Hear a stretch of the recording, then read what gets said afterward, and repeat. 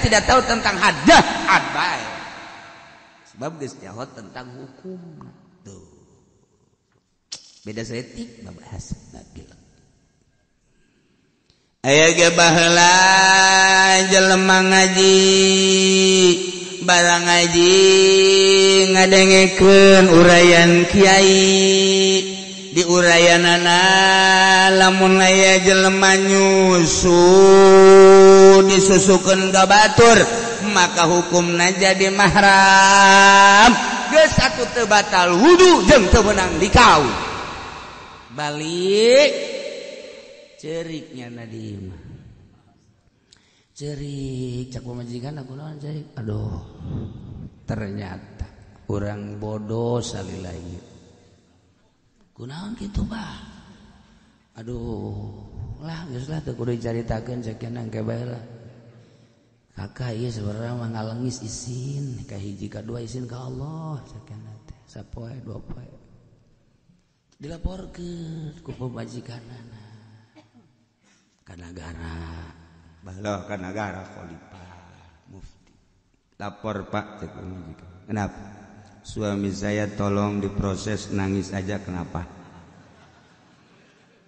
awalnya dari mana habis pengajian Pak di Cilongok udah gitu nangis aja Pak waduh siapa nama suami kamu ini Pak ada data-datanya oh Junaid ya panggil Junaid ya Pak istri kamu membingungkan kamu dia jadi bingung setelah kamu selama ini nangis terus supaya dijelaskan apa permasalahan jangan sampai terkatung-katung kalau bisa diobatin kalau apa namanya tidak bisa ini bagaimana jalan keluarnya kenapa kamu nangis Pak makanya saya nangis saya mendengarkan pengajian kok dia mendengarkan pengajian dia nangis ada hukum yang menyangkut pada diri saya kenapa Kiai menjelaskan bahwa andai kata ada orang nete kepada orang lain jadi mahram saya kan pernah nete sama istri saya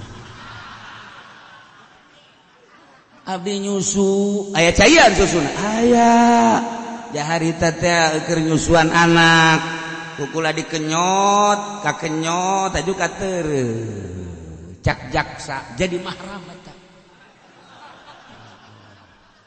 ulah sembarangan susah susu apaan waduh makan yang sering Pak Abdi mah asana geus kebal tak nyusu waduh diputuskeun bahwa nyana jeung pamajikanna mahram atuh pelukan nyana neng urang kuari mah atuh jadi dulu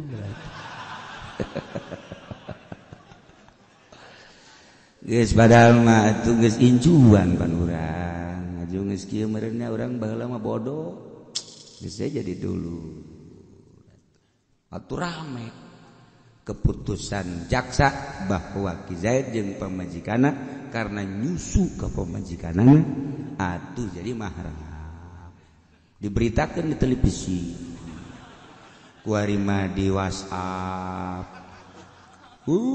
di FB atuh ih wah naon cenah FB aing teh nyaho bahasa tinggi tuh bangsa nu kareu moal nyahoan FB nah atuh di masyarakatnya lain hiji horeng loba atuh kos kitu mah aing pernah hampir setengah negara pernah kabeh urang mahram buru Masya Allah karim orang teu meunang sasusu Masya Allah akhirnya laporan ke kiai Pak Kiai coba tentang hukum nyusu itu bagaimana aduh cak kiai teh aja asana baca kitab ku jelas kok jadi kos kieu rame ya kuari di negara bahwa lamun aya suami nyusu ka pamajikanana kemudian aya cayan kakenyot katereuy ieu jadi mahram je cak kiai ke saha nu nerangkeun kos kitu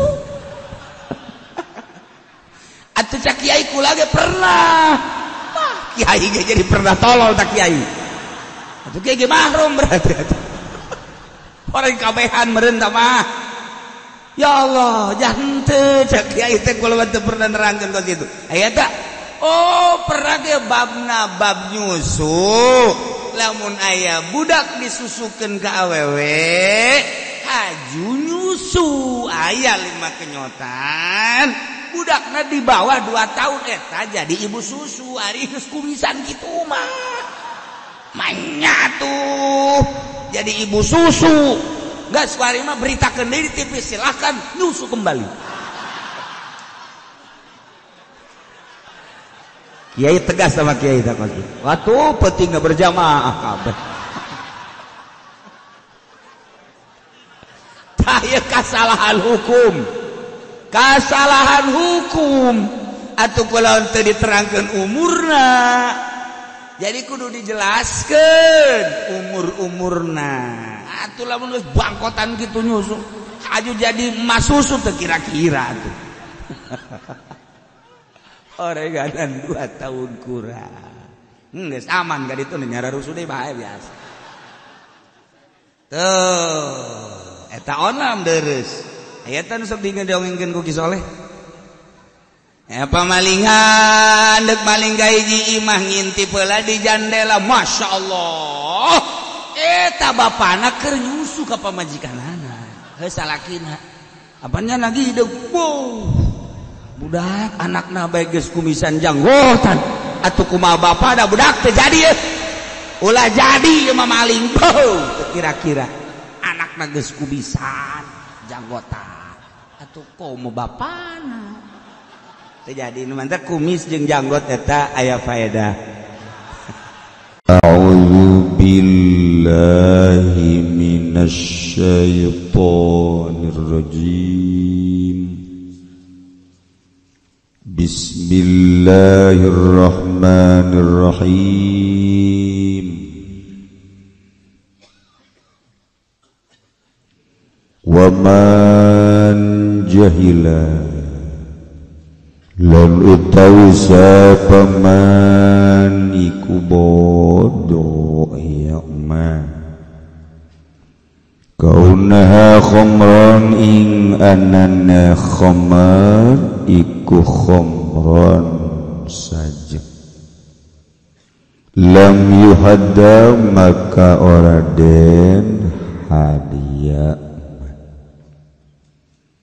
walau korba islamu lan lamun parek apa islami yasiman faqala maka ngejab yaman jahiltu tahrimaha bodo ingsun ing den haram kedanya khah lam yuhadda maka ora den had iya au jahiltul hadda atawa ngucap ing lapad jahiltul hadda bodo ingsun ing had huda maka den had iya siman wa yuhaddu bidurdi khamrin lan den had siman kalawan bededek kesajem la bi khubzin ujina daqiquhu biha ora kalawan roti kang den adonan opo glepunge ya khubzi kalawan khamr wa majunin lan rempah-rempah ya kang utawi ya khamr pihi iku ing dalem majun atawa jajamu kang utawi ya khamrin iku tetep ing dalem majun wa kadza lan iku kaya ikilah majun yaqdatun utawi kana wa su'utun lan su'ut su'utun lan su'ut ya ne popo ing dalem idung bil asahi ing dalem mungguh kaul asah neraskeun materi pangaosan urang tentang asyribah tentang minuman keras yakni miras. Sangsina geus jelas dirangket mun merdeka 80 rangketan, mun abid setengah nu merdeka 40 rangketan ngan eueuh abid di urang. Aya adalah jelema-jelema nu merdeka mun jelasnya nginum nu dilarang ku syara ku Allah, maka kudu dirangket 80 rangketan nu bertugas ngalaksanakeun rangketanana ialah nagara. Jadi negara ilu andil di keseluruhan urus tentang kemaslahatan negara adalah negara. Lain agama negara-negara cara di negara urang. Ulah sok mamawa agama ka negara teh di demokrasi makos kitu. Padahal ma Allah nu boga dunia nurunkeun kitab suci Al-Qur'anul Karim, urang selaku manusia dituduhkeun ku Rasulna, dilanjutkeun ku para sahabat jeung tabi'ina, teu dihapus datang ka ieu wanci ge sarua bae jeung aturan-aturan Kangjeng Rasul. Kitabna eta keneh Al-Qur'anul Karim. Jadi negara ngatur sebab khalifah ini ja'alu fil ardi khalifah, jang urus nusa kuduna mah kitu, tapi kaayaan di negara urang mah negara demokrasi, memisahkan antara urusan-urusan dunia jeung urusan agama, liberal di urang.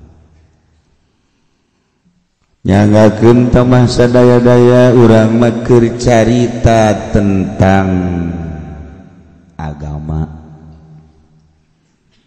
Nu zinah kudu dihad, kudu diranjang, maling kudu dipotong, nu minum arak kudu diranjam, kudu dihad.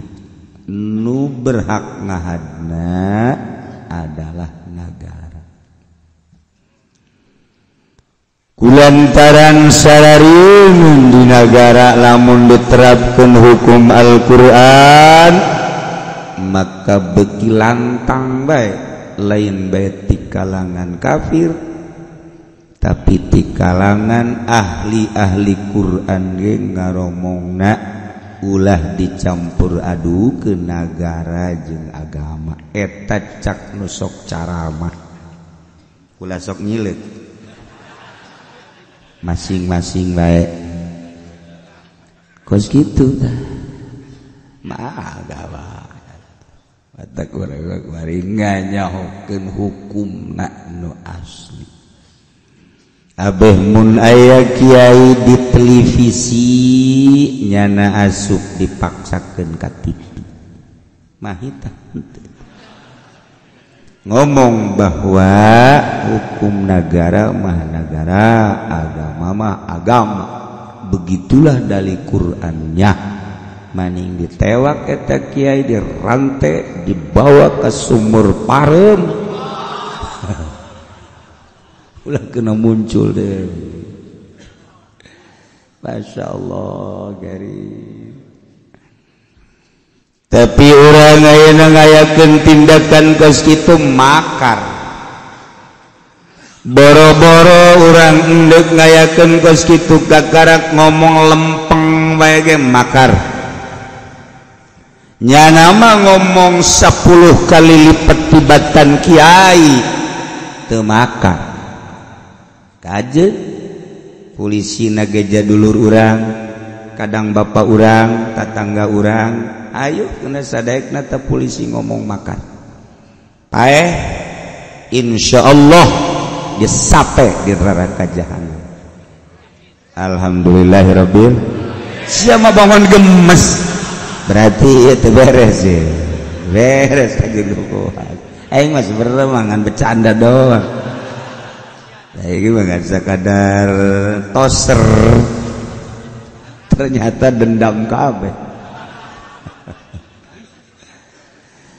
Seperti etalah keayaan pelaksanaan penegakan hukum. Ketika ingin diikuti hukum-hukum nu teu pati bener, polisi silaturahim ka kiai ka ustad. Darareukeut bahkan nyumbang-nyumbang masjid mushola majlis taklim geus puguh kiai nama tita gupak di duit. Selesai urusan kembali kepada hitoh nadei, ka habitat nadei, ka asli nadei. Emang polisi mah musuh jeung rakyat, jadi musuh deh. Tah padahal mah polisi teh penegak hukum, pengayom. Nyana teh adalah pager-pager hukum. Bisi aya embe anu teu parugu asup ka pager, polisi bagian. Kebo besi aya nu mapal, sapi besi aya nu mapal, polisi bagianana, pengayom jeung sebagai pagerna. Ternyata anu jadi sapi na pager makan tanah. Orang doakeun teu kabeh ja polisi ge, polisi nu can benta mata hatena supaya dibere bareun ta mata hate. Janya lagi moal kuateun naik kudu dikerbek-kerbekeun di neraka. Moal kuateun naik kudu disate di neraka mah urang doakeun tetep mun eueuh polisi di Indonesia di negara urang deuk kumaha. Tapi polisi nu bener-bener jadi pengayom ulah pager makan lain tanaman petet, maksudnya petet ge geus dihakan bae tanaman onam geus gede. Tailah moal kuat entah mah ku nafsuna doang segala di ieu urang daroakeun polisi sa Indonesia di bawah pimpinan Tato Tito insyaallah. Mudah-mudahan bararenta mata hatena sehingga bisa merubah niat nu benut tepati bener jadi bener, anu nyana salah jadi teu salah, nu dosa-dosana dihalampura ku Gusti Allah. Jadi urang ngeunaheun pan geus nu geus mah tinggal nuncan urang ngamimitian deui. Ialah rahmatan lil ieu tugas negara ya. Lamun di negara henteu dilaksanakeun apakah selesai jaga di akhirat? Tidak. Dengan tidak dilaksanakeun di negara, tengah laksanakeun negara terhadap undang-undang hukum Al-Qur'anul Karim seperti di Indonesia encan selesai. Berarti ke diselesaikeunana di Rabbul Jalil, di hadapan Allah anu maha gagah, anu maha maksa. Jadi selesai di Indonesia diselesaikan jaga jadi boro-boro endek nyelesaikan sadunya di akhirat nyelesaikan bangsa Indonesia bagian mual selesai 10-20 tahun biasa urang-saurang urang nungguan diproses saurang-saurang mangkaning di negara urang teh kapan ratusan juta puluhan juta ratus juta bahkan meureun miliaran di zaman merdeka kadieu Masya Allah aya ente onam tadi aku ku nagara jatuh boga KTP tadi aku ieu mah orang pedalaman Sumatera ieu mah tuh aya ke nu di aku bangsa Indonesia mah orang RRC babari jasa nyeun KTP urang mah hese nyeun KTP tibalik negara teh tibalik bangsa batur nyeun KTP babari urang mah hese lain hese dia cek urang Jogja mah huase Masya Allah urang doakeun deui birokrasi negara supaya rapi supaya babari abeh-kabehan salamet urang rakyat salamet nyana nu ngurusan urang salamet beh di akhirat bareng ka surga babari amat cenah kieu iya tuh babar rek di ka surgakeun maka surga bae sanajan salah ngan urang demo masa Gusti nu salah di ka surgakeun bae abdi teu ridho lurah abdi camat abdi langsung ka surga komo bupati mah proses dong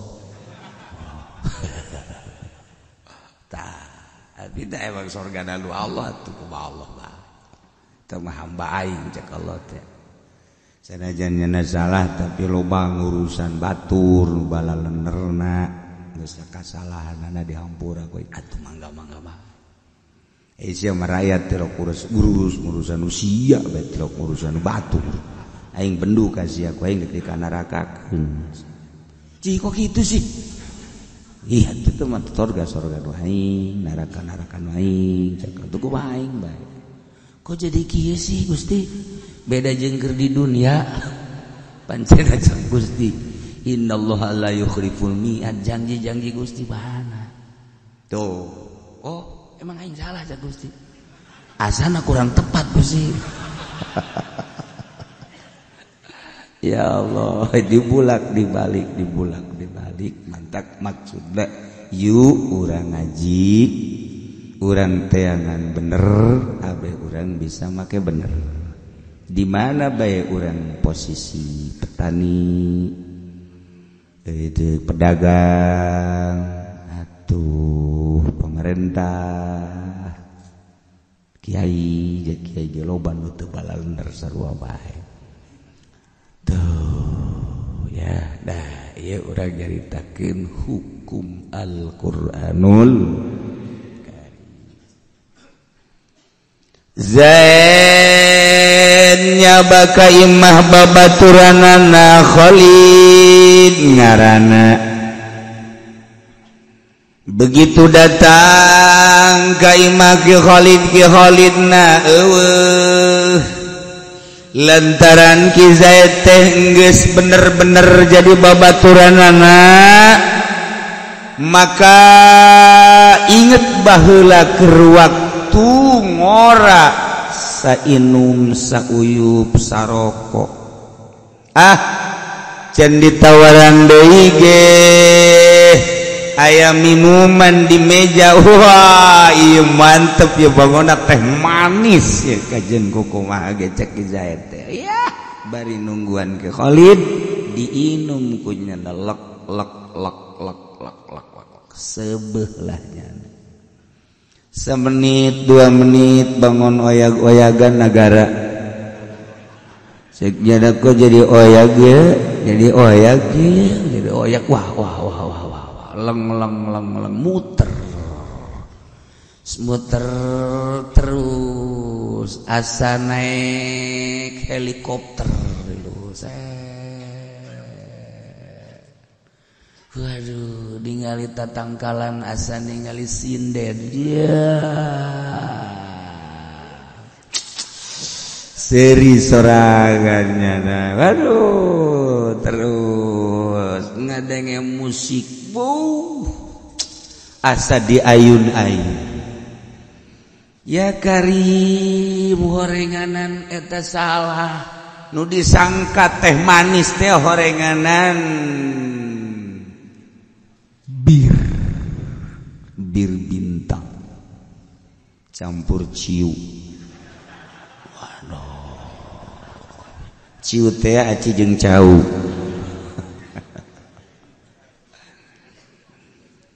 Kesimpulan nama Ki Zaid teh nginum arak teu nyaho sugan teh mah lain arak. Lantarannya na husnuzon kaki Khalid sugan teh teh manis barang geus ditegak kunyana teh masyaallah renganan arak anu mimitian mameureun nginum bir bintang yang mabok lain cara nu geus biasa nginum maka karak segelas mambeuh can karasaeun bir bintang matu ke geus sabotol 2 botol kakarak tapi jana mah kulantaran teu pernah tulang-lengan mabok ngomong jadi ngaco geus tabah urusanana urusan mabok mah urusan Ki Zaid kuari ieu lantaran Zaid mabok aya nu liwat Ki Umar. Waduh, mabok ieu budak laporkeun ka polsek duluy disurvei ku Intel ternyata bener sesuai jeung laporan panggil bener mabok.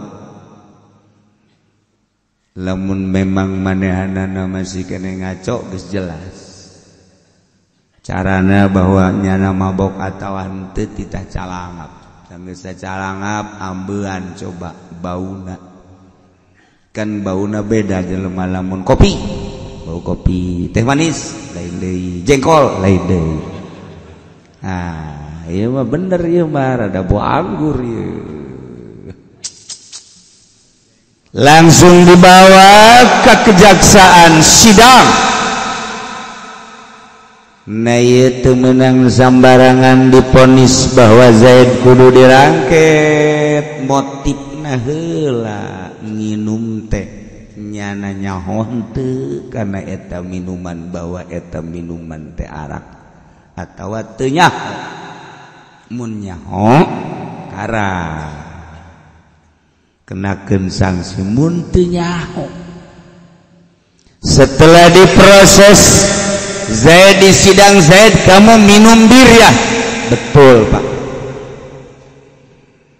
Kenapa kamu minum bir? Pak, saya punya teman namanya Khalid. Itu teman saya waktu saya masih pemuda main sana kemari.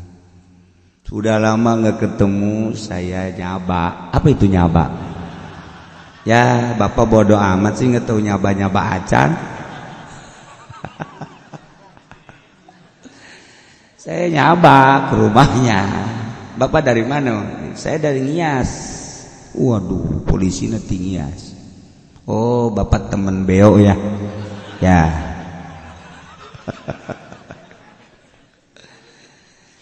Nah, kenapa kamu minum?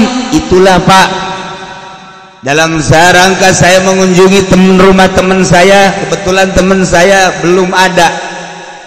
Saking saya mukholid sama teman saya. Apa itu mukholid? Wah, bapak nyantren dong Pak. Itu bahasa santri Pak, mukholid itu. Kamu banyak bahasa yang nggak paham saya. Iya Pak. Jadi ini teman saya udah dalit Pak. Aduh, kayak dia dalit siapa? Bingung polisi. Ini sudah sehidup semati saya dulu berteman maka saya husnuzon di mejanya ada minuman, saya anggap itu adalah teh manis. Saya tengok, Pak, ternyata bir bintang. Oh, jadi kamu tidak tahu? Tidak, Pak. Berani sumpah? Siap. Demi Allah bahwa saya minum minuman tersebut tidak tahu bahwa itu adalah arak. Rasanya enak nggak? Lumayan, Pak.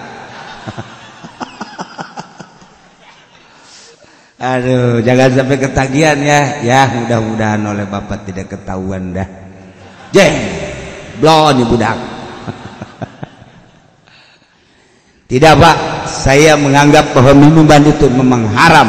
Kalau saya tahu, saya tidak akan melaksanakan minuman tersebut, minum tersebut. Haram, perut saya dimasukin barang-barang haram.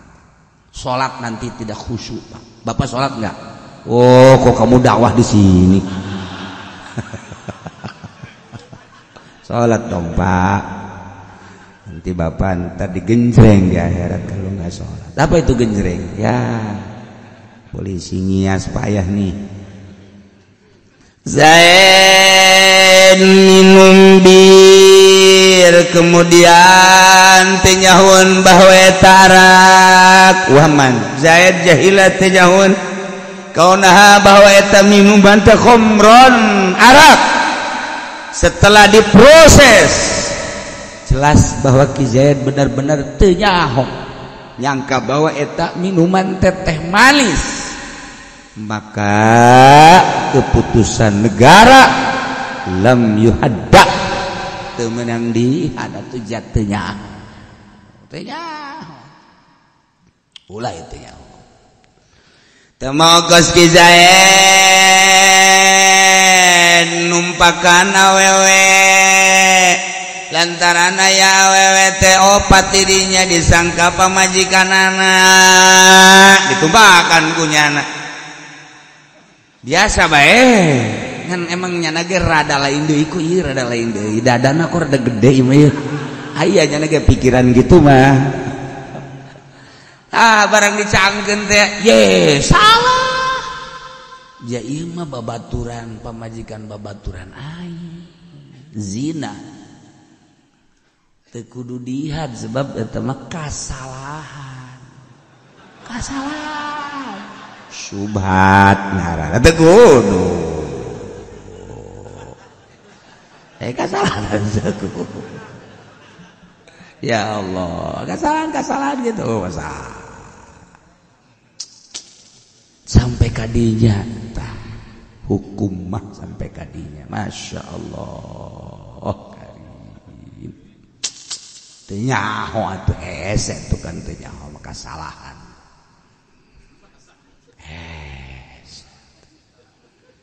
Zaid anyar asup Islam tetapi nabi Kristen asup Islam mun aya jelema asup Islam motif asup Islam nandeuk daon bae dimudahkan kerja, dimudahkan jadi warga, dimudahkan untuk mengadakan pertikahan dan lain-lain sebagainya. Sabodok urusannya asup Islam.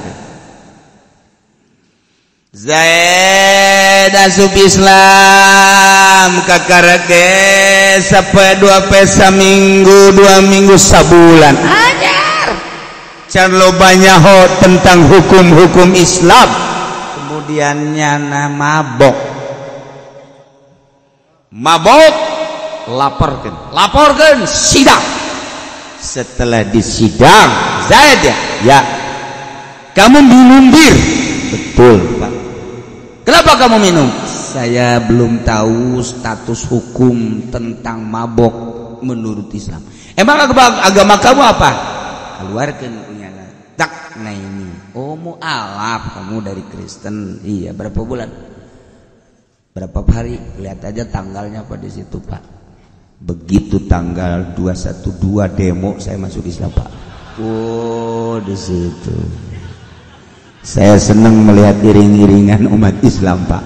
Tanpa pamrih di situ, Pak. Saya tertarik. Kelihatannya tidak takut mati dan ke Jakarta semua tanpa senjata.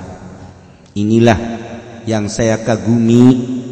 Dengan berbondong-bondong ke Jakarta tidak ada yang bawa senjata satupun. Jangan pun bedil.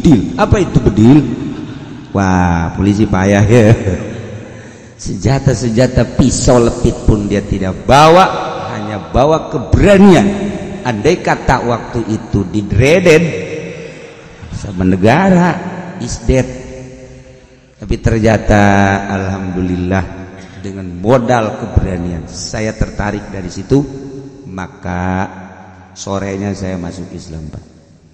Saya membaca 2 kalimat syahadat. Di mana kamu masuk Islam? Di Masjid Al-A'zam, Pak. Kenapa kamu tidak di Masjid Al-Asghar? Supaya besar Islam saya, Pak. Al-A'zam. Bapak polisi, kenapa sih itu emang ada Masjid Al-Asghar? Dah, saya udah masuk Islam. Jadi kamu ini belum tahu bahwa sanksi daripada mabok itu harus dijilid? Belum tahu, Pak. Saya sama sekali tidak tahu bahwa mabok itu haram, bahwa minuman keras itu haram. Saya tidak tahu. Setelah data-data jelas bahwa jana anyar asup Islam, maka bisa disahkan. Kemudian tidak dikenakan sanksi atau ja'anya asup Islam.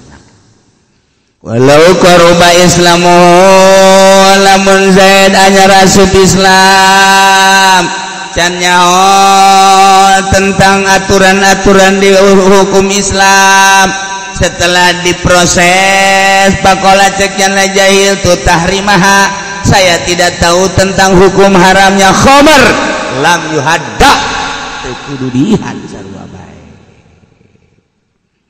Kumaha lamunnya na ngomongna saya tidak tahu jahil tul hadda ai tadi mah teu nyaho kana haramna khamr. Ari ieu mah lain deui teu nyaho kana hadna sabaraha-sabarahana. Nyaho berarti haramna mah ngan teu nyaho tentang hadna sabaraha-sabarahana. Andai katanya na asup Islam na anyar, kemudian setelah diproses hukum nyana berasan jahiltul hadda, saya sama sekali tidak tahu tentang had, haram namanya atuh hudat tetep dihad, beda bahasa. Lamun tadi saya tidak tahu tentang haramnya kudu dihad, namun nyana saya tidak tahu tentang hadnya had bae, sebab geus nyaho tentang hukum tuh. Beda setik bahasa gila. Aya ge baheula jelema ngaji barang ngaji ngadengekeun urayan kiai di urayanana lamun aya jelema nyusu disusukeun ka batur maka hukumna jadi mahram geus atuh teu batal wudu jeung teu meunang dikau. Balik ceriknya nadi mah cerik cak pemajikan aku naon cerik, aduh ternyata orang bodoh sekali lagi kunaon gitu bah, aduh lah geus lah teu kudu dicaritakeun sakeuna engke bae lah kakak ieu sebenarnya mah ngalengis izin ka hiji ka dua izin ka Allah sakeuna teh sapoe dua poe dilaporkeun ku pemajikanana ka negara baloh ka negara khalifah mufti lapor Pak cek pemajikan. Kenapa suami saya tolong diproses, nangis aja kenapa? Awalnya dari mana? Habis pengajian Pak di Cilongok, udah gitu nangis aja Pak. Waduh, siapa nama suami kami ini Pak? Ada data-datanya. Oh Junaid ya, panggil Junaid ya Pak, istri kamu membingungkan kamu, dia jadi bingung setelah kamu selama ini nangis terus. Supaya dijelaskan apa permasalahan, jangan sampai terkatung-katung. Kalau bisa diobatin, kalau apa namanya tidak bisa, ini bagaimana jalan keluarnya. Kenapa kamu nangis Pak? Makanya saya nangis, saya mendengarkan pengajian. Kok dia mendengarkan pengajian dia nangis? ada hukum yang menyangkut pada diri saya. Kenapa? Kiai menjelaskan bahwa andai kata ada orang nete kepada orang lain jadi mahram, saya kan pernah nete sama istri saya. Abdi nyusu, aya caian susuna, aya jaharita teh keur nyusuan anak, kukula dikenyot, kakenyot, aju kateureuh, cak jaksa jadi mahram eta. Ulah sembarangan susah susu. Apaan waduh makaning sering Pak Abdi mah. Asana geus kebal tak nyusu. Waduh diputuskan bahwa nyana jeung pamajikanna mahram atuh pelukan nyana neng urang kuari mah atuh jadi dulu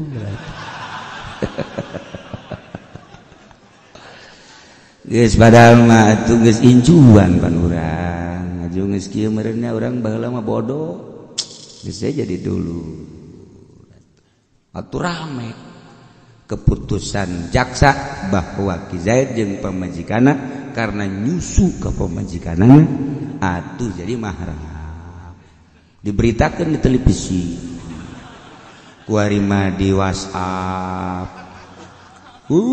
di FB atuh wah naon cenah FB aing teh nyaho bahasa tinggi tuh bangsa nu kareu mah moal nyaweun FB. Nah, atuh di masyarakatnya lain hijau horeng loba. Atuh kos kitu mah aing pernah. Ieu pernah hampir setengah negara pernah kabeh. Urang mahram buru.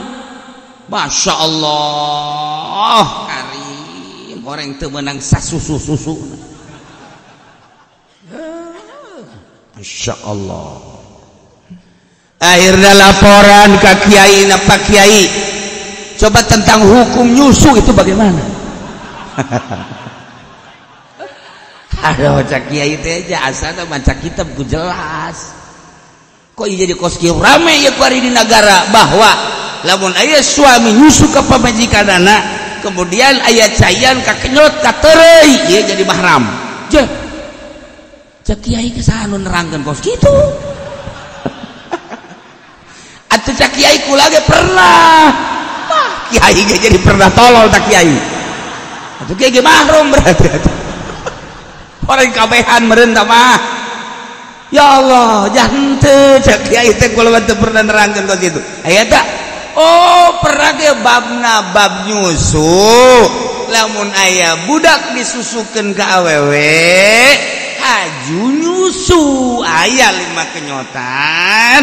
Budakna di bawah 2 tahun eta jadi ibu susu ari geus kumisan kitu mah manya tuh jadi ibu susu geus kuari mah beritakeun deui di TV silahkan nyusu kembali.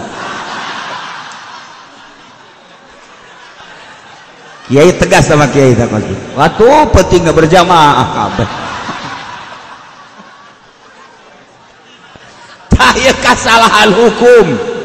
Kasalahan hukum atuh kulaun teu diterangkeun umurna jadi kudu dijelaskeun umur-umurna atuh lamun geus bangkotan kitu nyusu aju jadi emas susu teu kira-kira atuh orenganan 2 tahun kurang geus aman ka ditu nyara rusuh deui bae biasa tuh eta onam deres ayatan sok dongengkeun ku Ki Soleh. Pamalingan dek maling ka hiji imah ngintip heula di jandela, Masya Allah. Eta bapana keur nyusu ka pamajikanana. Heuh salakina. Apanya lagi hidup. Wow. Budak anakna bae geus kumisan janggotan. Atuh kumaha bapa da budak teh jadi ye. Ulah jadi ieu mah maling. Kira-kira anakna geus kumisan janggotan. Atuh komo bapana terjadi nu mantep kumis jeung janggot eta aya faedah ngagugurkeun pamalingan ya Allah ya Rabbi Ki Soleh pisan bae teh iyalah au jahiltul hadda huda kumaha lamun minum arakna dedekna kan arak teh meureunana ai urang manggis nyahona di botol hasil pemrosesan kemasan di pabrik baik eta bir vodka Johnny dan lain-lain sebagainya termasuk chip. Tetapi di Surabaya waktu kula baheula di Surabaya aya urang lembur nyeunan arak masih kene alal ajar diplastikan kemudian ditenden teu kebelah sekitar 1 jam 2 jam eta geus aya endekna kan komo lamun di tempat nyieuna meureunana aya di Tangerang mah baheula kan loba Cina teh kan nyalieun arak nyieuna dijieun ku encek ya baheula mah pancan aya pabrikna nyieun sorangan tina peuyeum ragi dan lain-lain sebagainya carana diasupkeun ka tunggul kirai aya tunggul kirai tunggul cau kulutuk dan lain-lain sebagainya atawa itu akar anu gede akar kitu kapuk nah diasupkeun ke jero taneuh pendal geus boga ukuran-ukuranan keluarga eta kan aya endekanana eta kumaha lamun nu diinum nu dikonsumsi endekanana kan ari endekanana mah gegedona meureunana geus eueuh zatan sebab geus naek kabeh ka luhur ta eta kumaha ta endek-endekanana gegedohna krakna nah cek di dia tetep bae mun zain minum gogodohna kerakna eta teh tetep bayu hadu bidur di khamrin minum endek-endekanana dedekna kekedohna tina arak tetep bae dihadba Masya Allah kumaha lamun aya roti di adonan gelepungna tipungna eta make cai arak kumaha tah kuari kan roti-roti nu kuari nuku urang kamari kadenge waktu keur tengah-tengah demo roti merek naon merek naon bener ente si Syai sari roti eta kan anu saha eta nu sanu bogana ya ku bararodo atuh sia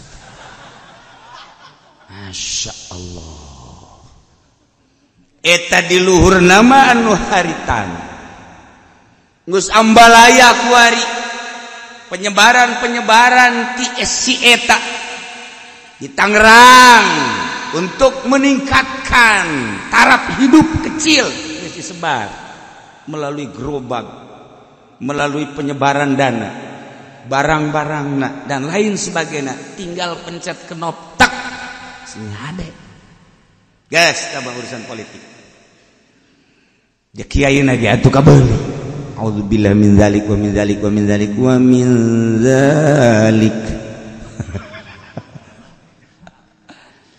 Aya roti dijieun diaduk-aduk caina make cai arak. Urang mun nyaho tetep ngadaharna haram, mun teu nyaho teu haram. Andai kata kuari diaduk-aduk make cai arak nyaho atau teu nyaho urang mengkonsumsi bir roti tersebut nah eta kumaha urang kudu dihad la bi khubzin ujina daqiquhu biha teu kudu dihad ngadahar roti nu diadonanana make arak teu kudu sebab tamah sakadar cairna. Komponen-komponen rempah-rempah nama kapan tamah tina barang-barang roti ngan cairna make cai arak teu kudu. Ai haram tetep haram. Okos kuari urang di Indonesia lantaran nu boga produk makanan teh mayoritas kafir bisa etik kurang informasi. Misalnya mie mulai di Indomie Sarimi eta kapan dipakaian minyak babi. Kemudian roti-roti tidak sari roti make minyak babi. Makanan-makanan lainnya tetap make minyak babi. Urang informasikan tinu nyaho sedengkeun di pakaian penguat etakan termasuk racun teh penguat. Nah ieu penguat makanan pengawet makanan teh lamun makanan teu make penguat anu disebut naon gara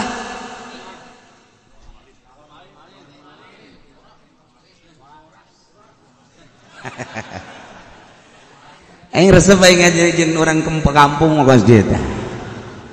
Nah aya nu ngajawab blora jati teh mah blora mah anu plurarin aya anu formalin aya anu urlium nah macam-macam dedengian teh aing teu percaya lah kasih.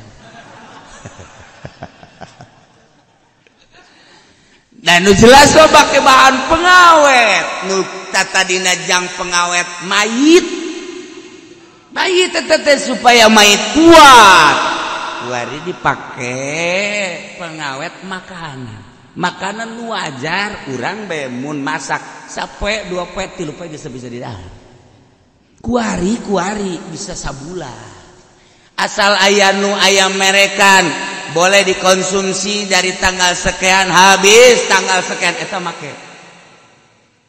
make perlu dikanyahokeun lamun aya silakan dikonsumsi akhirnya tanggal sekian 30 Desember tahun 2018 geus eta make berarti nu kos kitu teh kabeh kita make makanan minuman nu make eta make eta teh racunan eta teh urang teu nyadar ta makanan jeung minuman nu seperti eta teh aya racunan tanyakeun ge ka nu nyaho urang teu nyadar model kitu baygon eta baygon teh nu mantak pararaeh teh nyamuk aya racunan sok geura lamun teu percaya ku ente cicikeun ka gelas inum ku dia moal kebel ge sarua jeung reungit nasibna matak lamun tasih semprot hati-hati 10 menit ulah waka kadinya sebab racunna masih kene aya tuh kuari mah ya makanan lo set nah timbul penyakit di awak urang geus puguh minuman-minuman anu make jangka waktu geus puguh makanan-makanan anu make jangka waktu eta ya racun-racunan terus dan lain teu kebal aduh cenah nyeri ieu aduh ieu teh nyeri ieu aduh ieu teh nyeri ieu teu bongan dia je naon bae ku dia dilebok ye moal kebal ente lamun terus mengkonsumsi makanan model kitu dibalik 5-10 tahun bakal ente kudu ngadahar obat jadikeun makanan eta jadikeun obat supaya urang tetap mengkonsumsi obat tidak mengkonsumsi makanan carana sing hade ulah make makanan nu aya racun wah geus tambah urusan ka ditu tah cenah eta aya mui label halal eta kan utuhan gitu ngaran menang mui satu kali tanda tangan label halal emang sabaraha puluh juta emang sabaraha ratus juta di pusat Masya Allah pernahkah menyelidik sampai sedetil-detilnya tentang makanan dan minuman koskilah negara urang sekedar informasi namun bener-bener bui dibodohi artinya teh nyaho nya nama nyahona bahwa eta teh komponenna iya jadi itu anu nakalna mui teh tanggung jawab make label halal jamin halal tapi lamun mui ge nyaho sebenarnya mah aya lah rakyat ge nyahoeun anu pernah cicing digawe di pabrik makanan dan minumannya anakan anu sok muka-mukakeun kula pernah digawe di pabrik eta kula pernah di pabrik eta ternyata aya racunan eta masa sih mui rakyat bege nyaho mui teu nyaho andai kata teu nyaho selesai tapi lamun nyaho tetep bae di akhirat bakal kabaho Masya Allah karim kumaha lamun ngadahar roti nu diadonan make cai arak apakah eta teh kudu dihad la bi khubzin ujina dakiku wa majunin hiya fi jeung jajamu nu make arak jajamu tapi make arak tetap henteu sebab eta mah jajamu duni maksudna eta mah arak hanya dibuatkeun untuk kepentingan tahan tubuh dan lain sebagainya teu mutlak mun dipersentasekeun hanya sababaraha persen eta mah campuran-campuran kos kitu mah kos urang make cincin ieu teh suasa sabaraha gram emasna lamun kurang dibeulem kemudian guruntul emasna teh ngaguruntul gede nah ieu berarti haram make suasana tapi lamun geguruntulan leutik tarolah cuman 3%, cuman 4%, di bawah 5%. Nah itu teh masih menang. Percis kos pakaian make sutra. Lamun mutlak sutra haram. Tapi lamun sutrana hanya sekian persen, 1%, 2%, itu masalah. Menurut fikih seperti itu. Oh, kumaha lamun urang ngadahar kadu.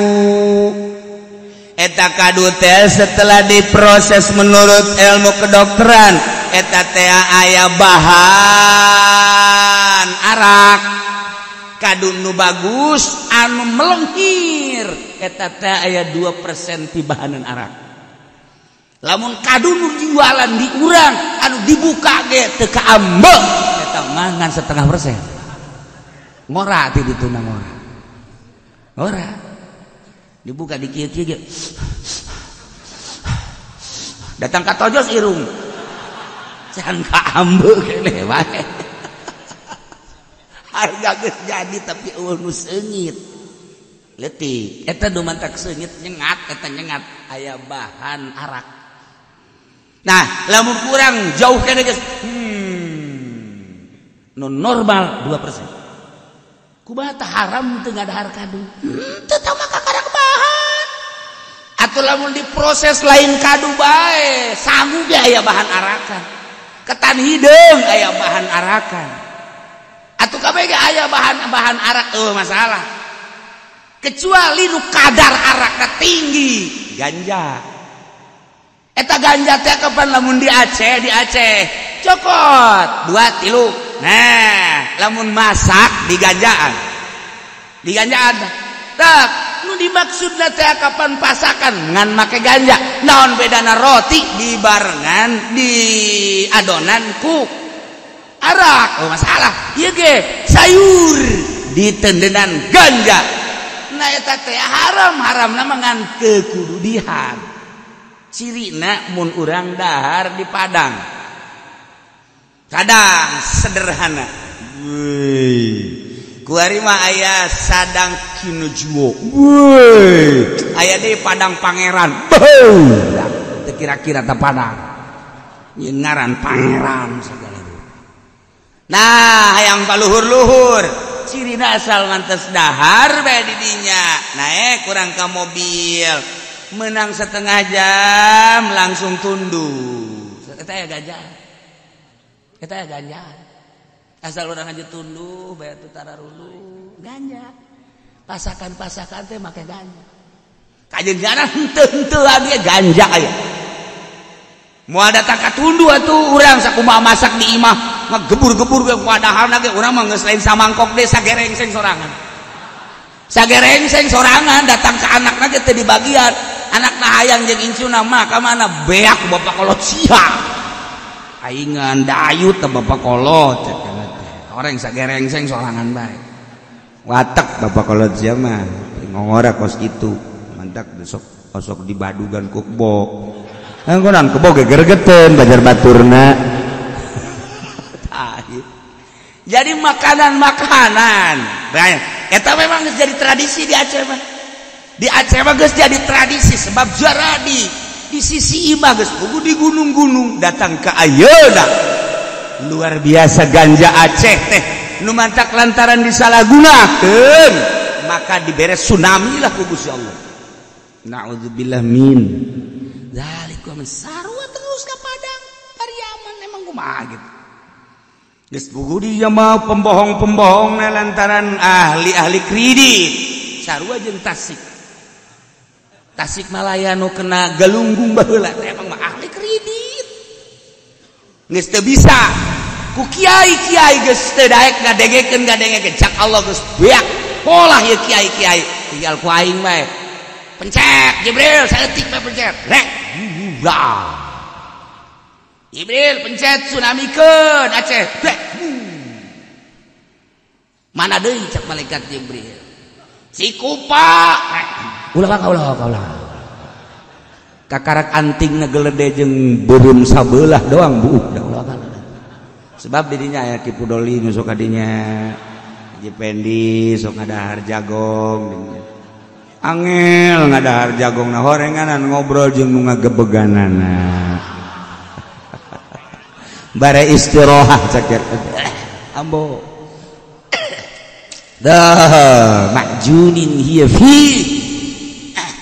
geus jelas endek naon deui nu dibahas coba hayu jang geus beak kabeh adapun tentang elat-elat tak geus teu kudu urang mah kula mun dijelas-jelaskeun Imam Syafi'i ngelatan ke Imam Maliki ngelatan dan lain sebagainya tawa bagian nyana ke lamun bahsul masail kakara ieu mah urang hasilna bae tah anu menjangkit tentang kitu piarakeun mengandung piarakeun hampir kabeh ge mengandung piarakeun coba ge buah-buahan naon bae anu ngandung piarakeun loba lain kadu bae lain embal aya teh lamun urang diteliti menurut ilmu medis kedokteran mantak aya anu loba mengandung zat besi kangkung bayam nah eta teh lamun dikonsumsi kudu boga panyakit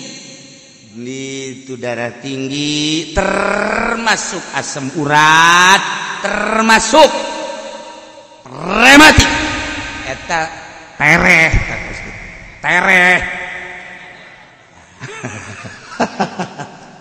Tawa ongkos boga penyakit mah ngadahar nangka moal ke bawah cager ge wallahu alam asem dan lain sebagainya kan aya sebab ieu mengandung ieu oh ulah dikonsumsi ku ieu mengandung ieu oh ieu tah jelema boga darah tinggi kemudian ngadahar kadu na teh ieu mah lain lalagaan sakjana teh beak 5 hulu beuh atuh ulah nu darah tinggi nu normal ge moal isdet tah mah kitu mah